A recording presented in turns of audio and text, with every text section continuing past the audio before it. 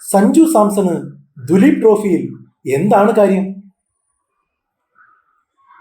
ഈ ചോദ്യം നിങ്ങളുടെ ഉള്ളിലൂടെയും കടന്നുപോയിട്ടുണ്ടാകും കിട്ടിയ അവസരത്തിൽ പെട്ടെന്ന് പുറത്തായപ്പോൾ. അതിനുള്ള മറുപടി എന്നോണം 3 ബൗണ്ടറിയും 3 സിക്സറുകളുമായി ദുഷ്കരമായ 4ാം ഇന്നിംഗ്സിൽ ഒരു കടന്നാക്രമണം കാഴ്ചവെച്ചു സഞ്ജു.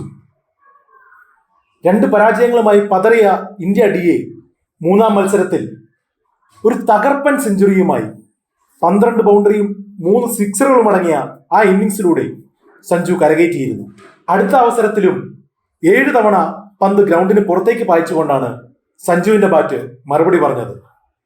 ദുലീപ് ട്രോഫി അവസാനിക്കുമ്പോൾ ടോപ്പ് സ്കോറർമാരിൽ ഒരാളായി 196 റൺസോടുകൂടി 49 ശരാശരിയും 95.6 പ്രഹരശേഷിയുമായി സഞ്ജു തന്റെ നയം വ്യക്തമാക്കിയിരിക്കുന്നു. ഇനി കണ്ണുകളെല്ലാം സെലക്ടർമാരുടെ അടുത്തേക്കാണ്. ബംഗ്ലാദേശിനെതിരായിട്ടുള്ള T20 പരമ്പരയിൽ സഞ്ജു ഇടം നേടുമോ? കാത്തിരുന്ന് കാണാം.